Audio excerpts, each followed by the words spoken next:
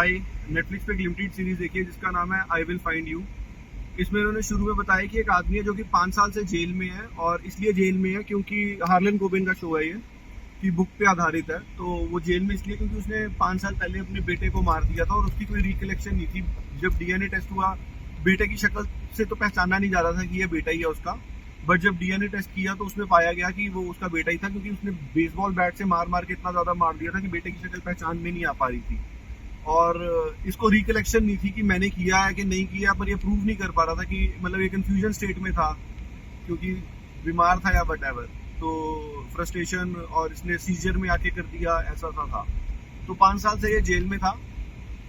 पर अब इसकी साली जो है, जो कि एक जर्नलिस्ट है, वो आके इसको मिलती है और एक फोटो दिखाती है, और उस फोटो के अंदर एक बच्चा दिख रहा होता है और इसकी साली दिखाती है। तो पता लगता है कि ये जो बच्चा है, उसके बच्चे के मुंह पे एक मार्क था, वो मार्क फेड हो गया, बच्चा बड़ा हो गया। तो कहती है देखिए मेरे को वही बेटा ही लग रहा है तेरा।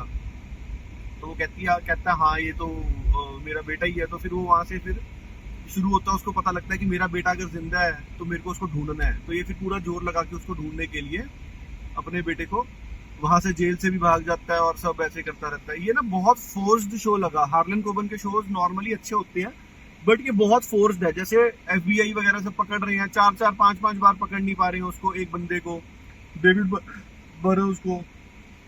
और जो ट्विस्ट है वो भी बड़ा कोई इतना मजेदार नहीं लगा कि एंड में उन्होंने बताया कि जो रेचल है, साली है डेविड की, उसका एक जो हेडन नाम का एक लड़का बहुत अमीर था, उसकी फाउंडेशन थी। तो उसकी उन्होंने उसको लग रहा था कि रेचल का बेटा है ये, उसका बेटा नहीं है, कि क्योंकि उसने जो उसकी वाइफ थी शैरल, जो थी डेविड की वाइफ, उसने रेचल के नाम से अपॉइंटमेंट बुक करी थी पेन फाउंडेशन की ही बर्ग एक क्लिनिक एसोसिएशन में। और वहां पर जाकर उसने यही किया था कि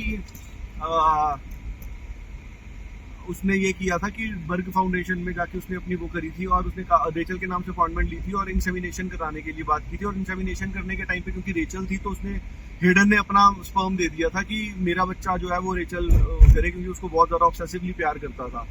तो यहाँ पर ये इन्होंने बस एक ट्विस्ट दिया है एंड में कि जो हेडन इनकी थ्रू आउट मदद भी कर रहा था, वो सही बंदा नहीं था, वो गलत बंदा था और पेन फाउंडेशन का मालिक था। तो वो जिनीवा से एक बच्चा उठा के ले आया था जो कि सेम कद काठी का था, बीमारी से मरने वाला था। तो उसको फेस बैश करके उसने इसको प्लांट कर दिया था कि डेविड बरो का बेटा है वो, मैथ्यू, और वहां पर उसने प्लांट कर दिया था। और जो साइड स्टोरीज कंफ्यूज करने के लिए हार्लन कोबन बनाता है, वो भी इतनी बहुत ज्यादा बढ़िया नहीं थी कि निकी फिशर नाम का एक आदमी है, उसने कुछ गड़बड़ करी है या करवाई है।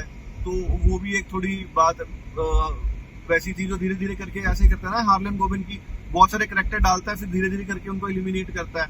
तो वही सब भी इसमें किया है, वही same set of rules follow कर रहा है ऐसे लग रहा है, पर इतना मजेदार नहीं था ये वाला I will find you on Netflix. Can be watched, it's a good watch always. Harlan Coben's shows are always good watch, but otherwise comparing them to the previous shows that they have created for Harlan Coben books, it is not at par. Okay.